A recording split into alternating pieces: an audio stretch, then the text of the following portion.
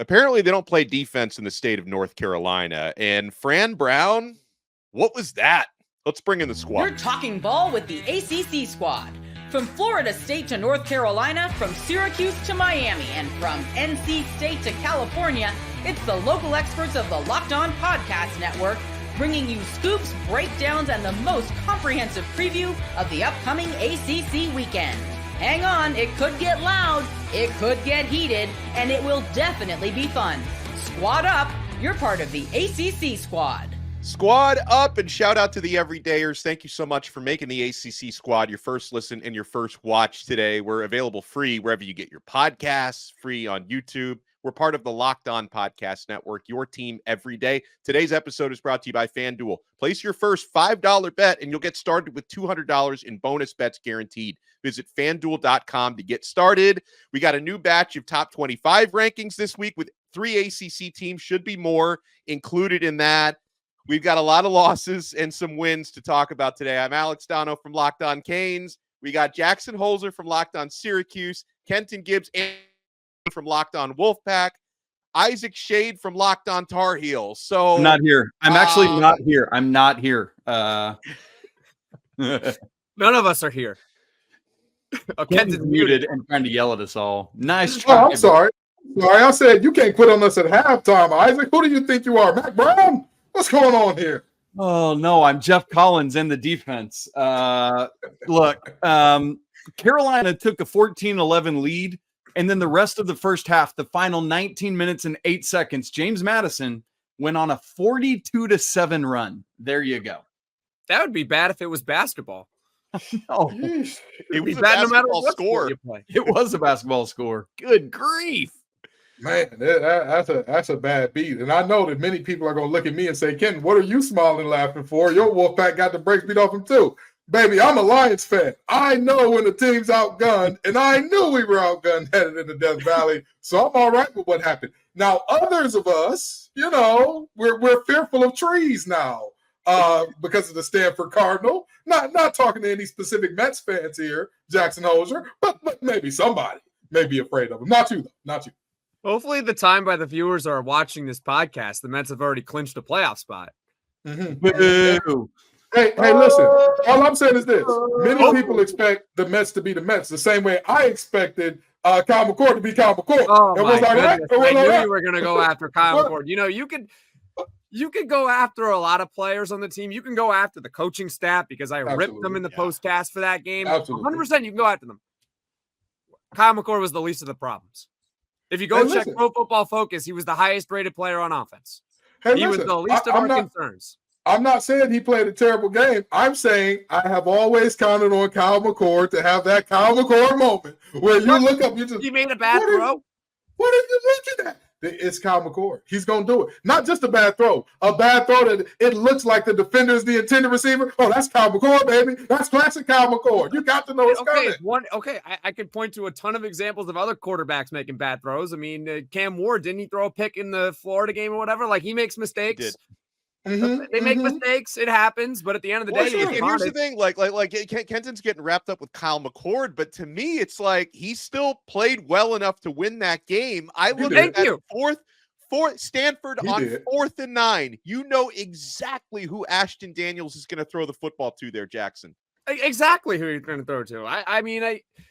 I don't want to harp on it too much, but let's just say 2 teams called timeout. You had plenty of time to talk the final play over. And on 4th and 9, you decided to do the exact opposite of what you've been doing on the drive that was working. You didn't blitz. You decided to drop 8 in the coverage. Okay, if you're going to drop 8 in the coverage, then please double the one guy that they're actually going to throw to. And they didn't do it. They left him one-on-one. And Clarence Lewis had good coverage. But guess what? Good coverage on an NFL wide receiver is not good enough. It's not good enough. And Ashton Daniels made the best throw he's ever made. It was a great throw. Back shoulder, perfect. It put him right in field goal range. It was ball game. I mean, that was that. So you can rip. So yeah, Kyle McCord made a mistake. For all the trash I'm talking, at least y'all were competitive. At least you look like you belonged on the field with Syracuse. Everybody on this show can't say it, and I'm one of the guys that can't say that. Clemson, I can say it. No, here we go. Donno's over here giving himself his own flowers.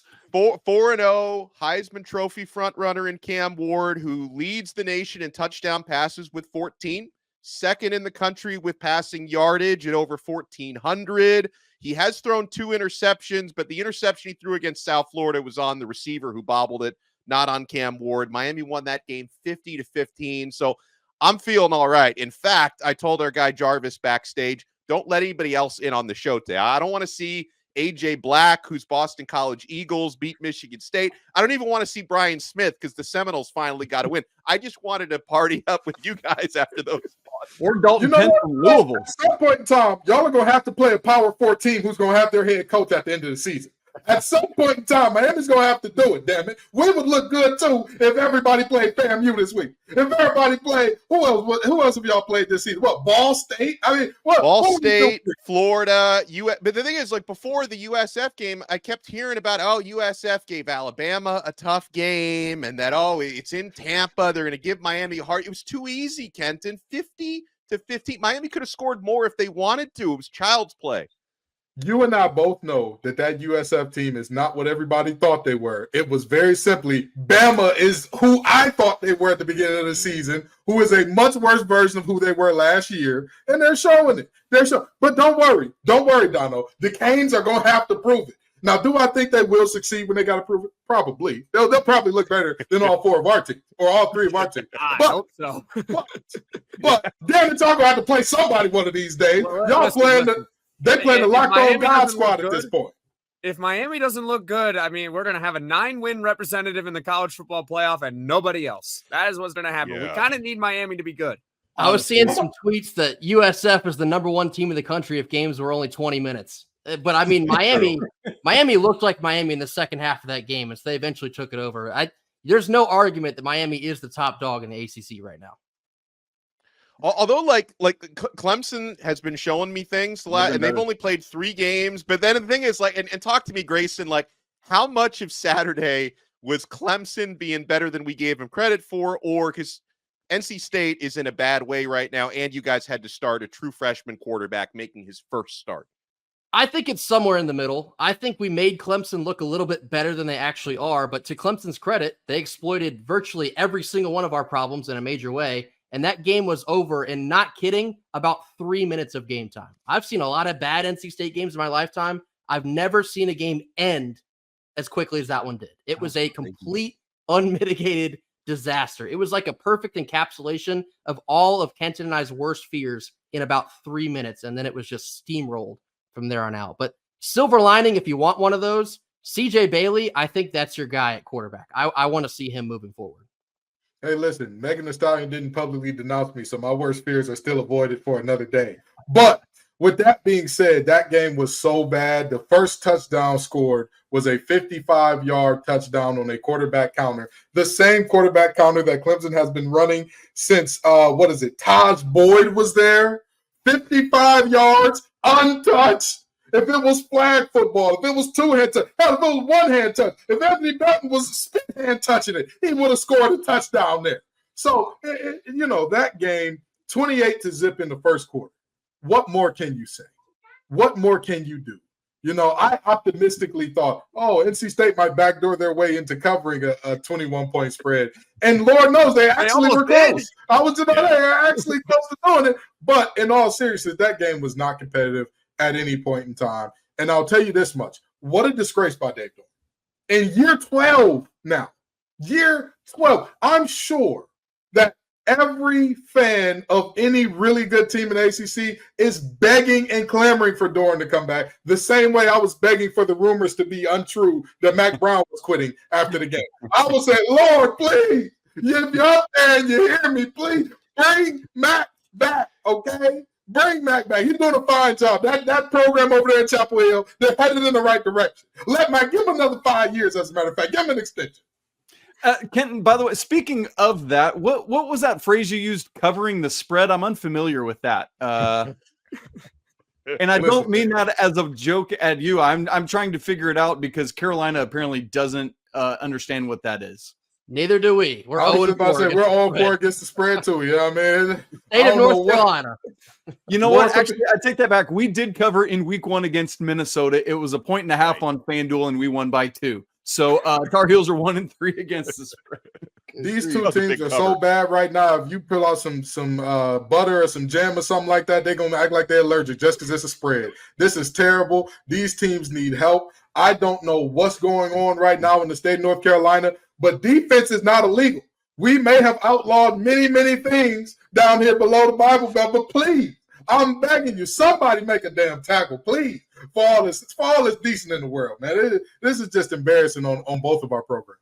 What was so interesting about the Tar Heels experience on Saturday was it was so similar to what Grayson just said for the Wolfpack, is that probably the bright spot for Carolina is realizing that Jacoby Criswell is good enough to be QB1 and at least can make throws. That's where Carolina has been struggling. Thankfully, Omarion Hampton's back there.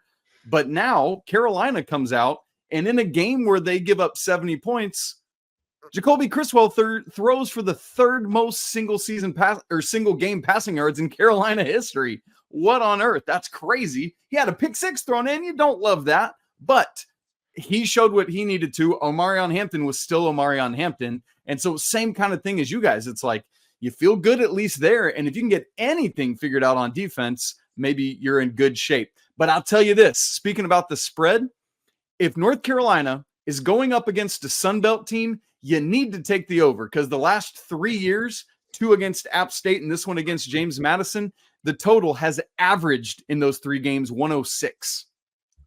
Oh my gosh.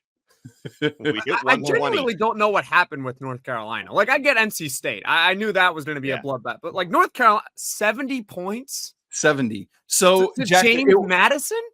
To James Madison. Well, do you see the number of fingers? Jackson, do you see the number of fingers on my hand? I do. This is my turnover hand, my friend. 5 turnovers in this game for North Carolina. And you still scored 50 points. Still scored 50 points and also lost a possession to an onside kick. Football. I mean, did that game last 5 hours? Because I'm wondering, like, 5 turnovers, 120 points. Like, I feel like that game must have lasted about 5 hours. So many possessions. It was absolutely wild, dude. And so, like, for those listening, I had told the guys before we started, North Carolina took a 14-11 lead and then gave up a 42-7 run the rest of the first half. I mean, it's just unheard of.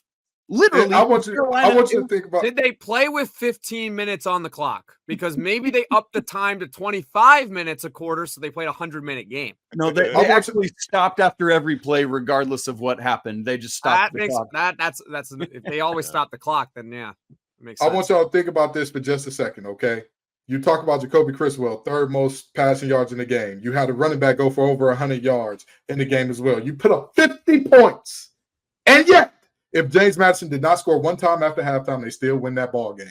What under God's green earth happened? I don't know, but we still got Mac Brown. Donno, get us out of here. Well, I will. And you know what? North Carolina has an opportunity to bounce back this week in that classic basketball matchup happening in football. When you take on the Duke Blue Devils. We've got other big matchups to talk about in the ACC coming up. We'll talk about the AP Top 25 a little bit later on. My friends, you want to keep it locked right here to the squad. And guys, I already know you're keeping it locked to FanDuel. And FanDuel has all the odds for this weekend.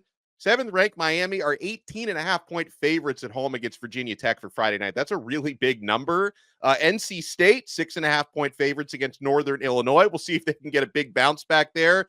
We talked about that Duke-North Carolina game. Blue Devils are actually 2.5-point favorites at home against Carolina. We'll see if the Fighting Isaac Shades can get the get-right game this coming weekend. And guys, if you're an NFL fan, you probably are, you can start the season with a big return on FanDuel, America's #1 sportsbook. So when you get a hunch in the middle of a game, you can check out the latest stats, view live play-by-play, and so much more on the same page where you place your bets. You'll get started with $200 in bonus bets guaranteed when you place your first $5 bet. That's FanDuel.com. Thank you so much for making the squad your first listen and your first watch today. Make sure you check out all of our shows for your next listen. Jackson on Locked On Syracuse, phenomenal job. Kenton and Grayson on Locked On Wolfpack, fantastic. Isaac Shade on Locked On Tar Heels, and all the other great ACC content here. You do very well for yourself, man. It does you do better very than well. the football team does. You know, that is true. It's not saying much, but it is true. It is true. Well, and on that note, Isaac, you're going up against an undefeated Duke Blue Devils team. You know, a familiar face, at least for me, at head coach in Manny Diaz. You know, Malik Murphy, who's having a good season for Duke, the transfer quarterback from Texas. Now, Duke has not, been tested even in the way your Tar Heels have, James Madison aside, so far this year. So how you feeling about that game where you're getting 2.5 points? I'm trying to figure out where JJ's at, our great Duke host. He's ducking the smoke today. No, look, you know, what's funny, Donno, is you mentioned the familiarity with the certain head coach. Mac Brown once fired this man as his defensive coordinator in Austin, Texas. So there's that wrinkle in this as well. So look, this is clearly a get right game. You got to figure it out. I'm hoping Carolina has taken the Notre Dame approach to, hey, look, we lost to Northern Illinois and then smoked Purdue the next weekend. Maybe there's something to that, but here's what you talk about the quarterback situation. The big problem for Carolina last week, at least to start things, is that, James Madison's quarterback, Burnett, was this mobile quarterback that Carolina hadn't dealt with this year. And I fear that there were a lot of lessons not learned. And how are they going to be able to go to work this week on the defense? What has Jeff Collins and his staff figured out from that tape? Did they burn it or did they actually watch it? I don't know, but we're going to find out on Saturday afternoon. You know, the Battle of the Blues in football is actually one of the more interesting rivalries because they really do hate each other on the football field. Basketball, I think they're very buddy-buddy. I think they secretly like each other, and they're like, oh, this is like WWE. We only hate each other in public. Football, they really, really hate each other.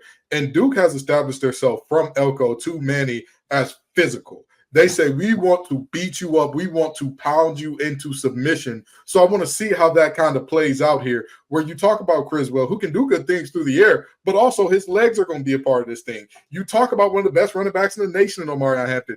Who's going to win the line of scrimmage? That will tell you who wins this game.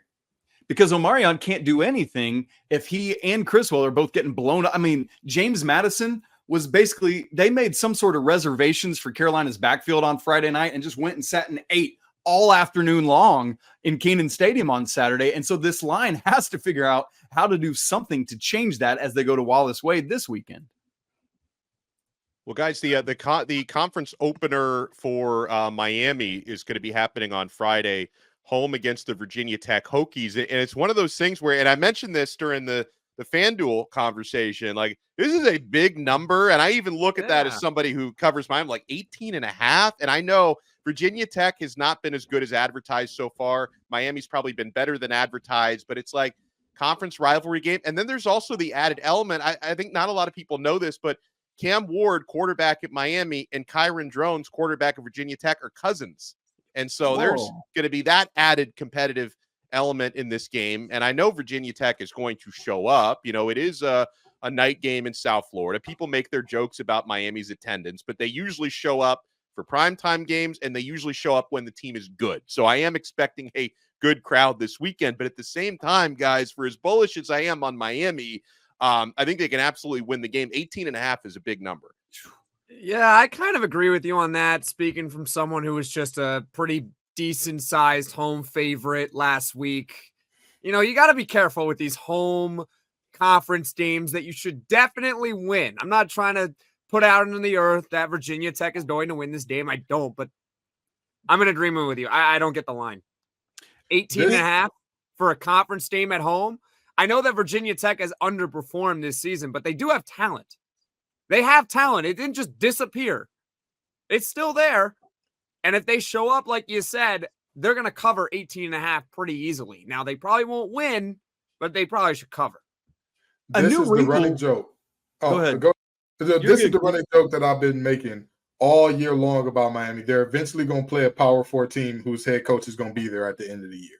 This is the first time it happens. This is the first time that they look like they get tested. I think Miami shows up in a big way to finish the game out, but I think Virginia Tech gives them a little bit of a scare. I think it makes them sit up in their chair a little bit, right? I'm not sure that Miami covers this 18, but I do believe they'll win.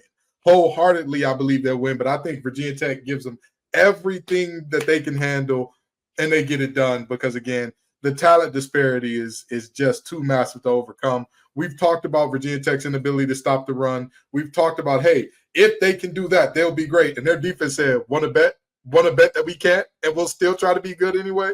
So objectively speaking, I think that there are some holes where obviously Miami is going to exploit them, but I think Virginia Tech will hold their own in this one. One of the new wrinkles for me in our conference is that lurking next week is a trip out west for the Hurricanes. And I'm just curious about what factor that's going to start to play in things, because literally next weekend, Miami's at Cal, right? And then you get a week off after that before going to Louisville, who we're going to find out a lot about, oh, by the way, this weekend as they play Notre Dame. But I just wonder, and it's not like it's a trap game situation because Cal's not some juggernaut, but there is this surely lurking in the back of your mind a little bit is we got to get on a plane later this week and head to California and get the whole team there. I'm just curious to see conference wide what sort of factor these trips are going to start to play. And I think we're going to find out with our conference leader pretty early on here.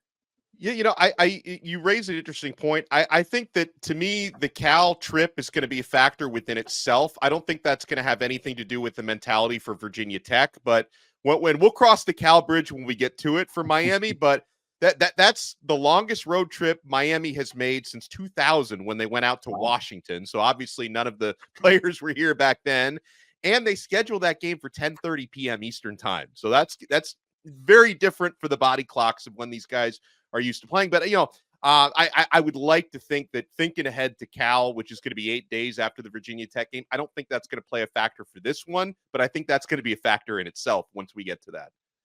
I was going to make a joke about, oh my God, nobody on the roster is even alive, but that McCormick kid was probably already doing spelling bees and winning math league competitions. I was going to say already doing his taxes.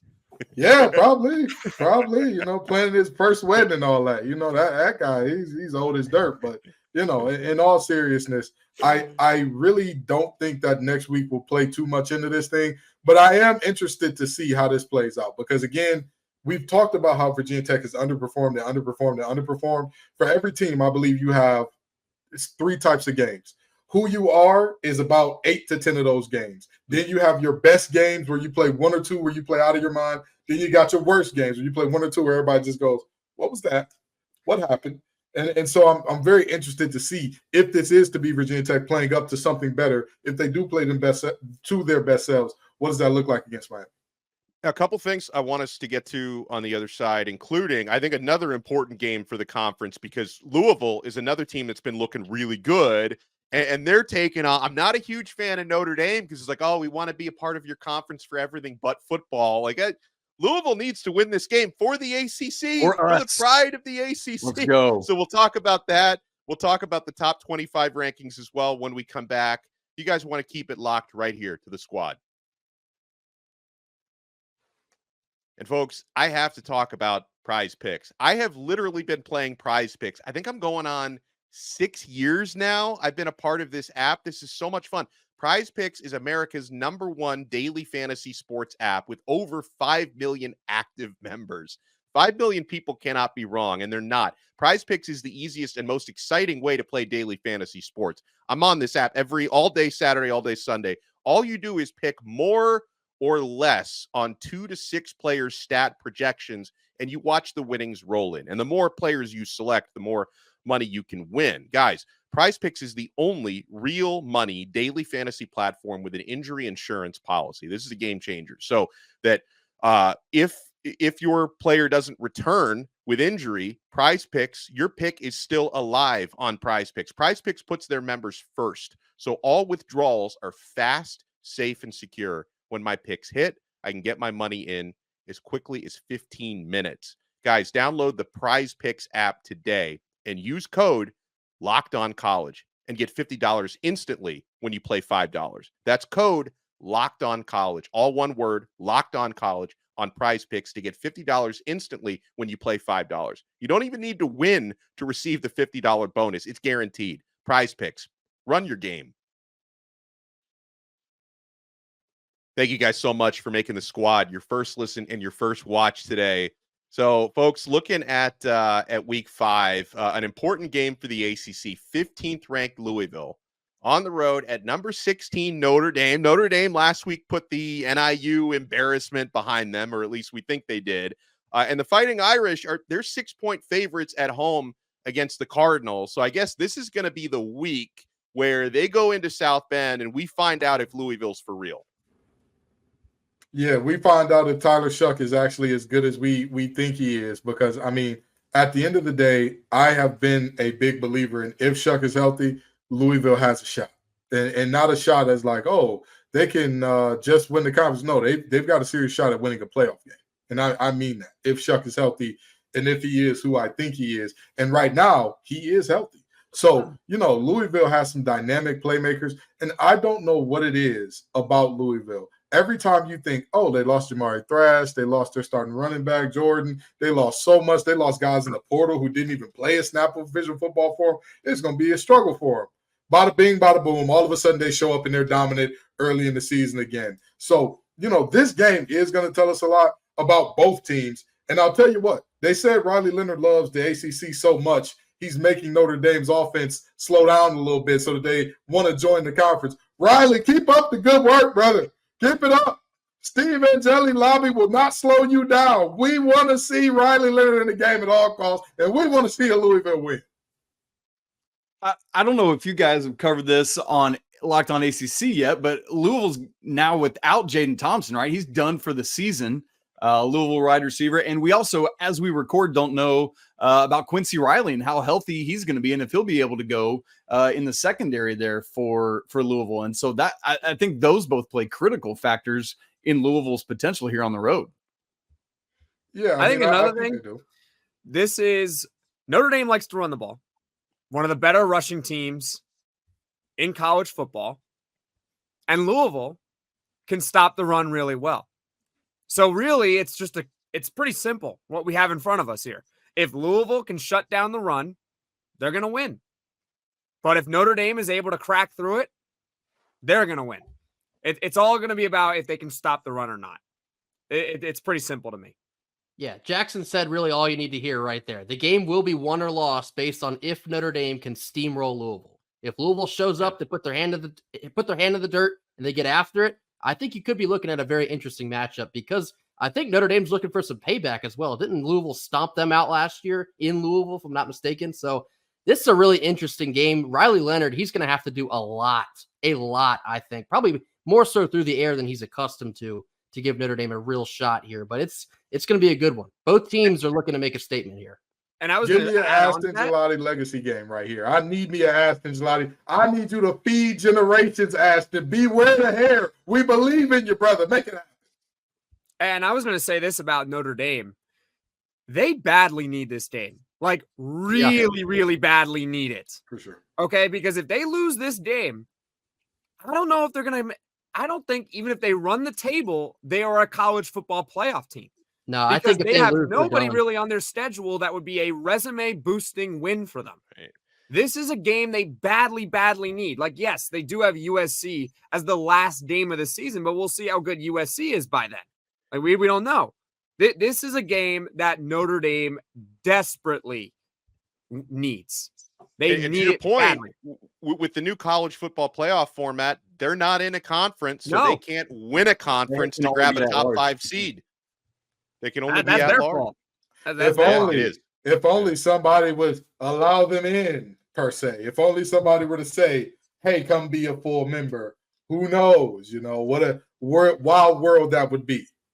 Yeah, but see, I don't even know. I feel like if that offer was like really made to them, and maybe it has been, they'd be like, well, no, if we want to join a conference, we'll join the Big Ten. Like, I feel like they would probably leave us at the altar anyway. No, you're 100% right.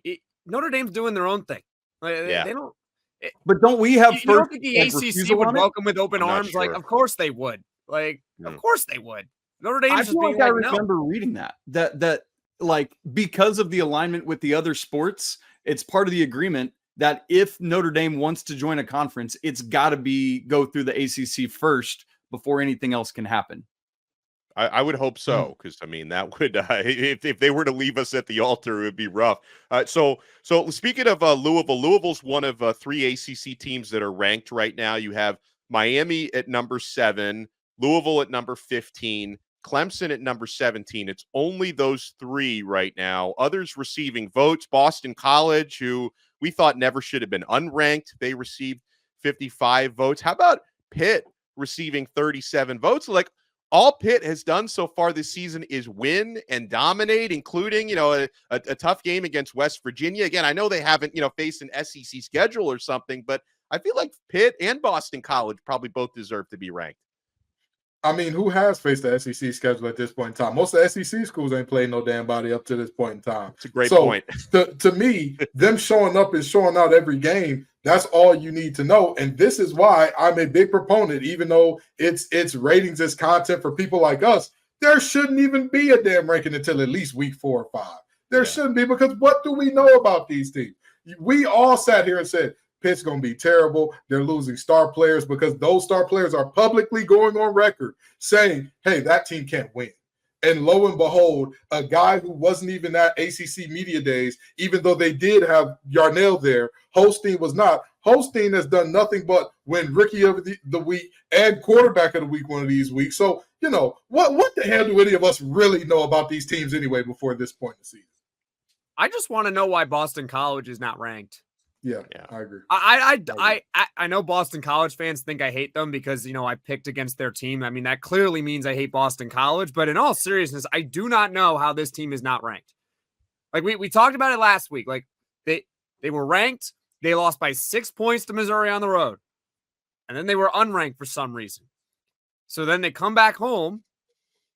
Right? Yeah, I'm getting my time frame right. And they beat Michigan State, a Big Ten team. Yeah.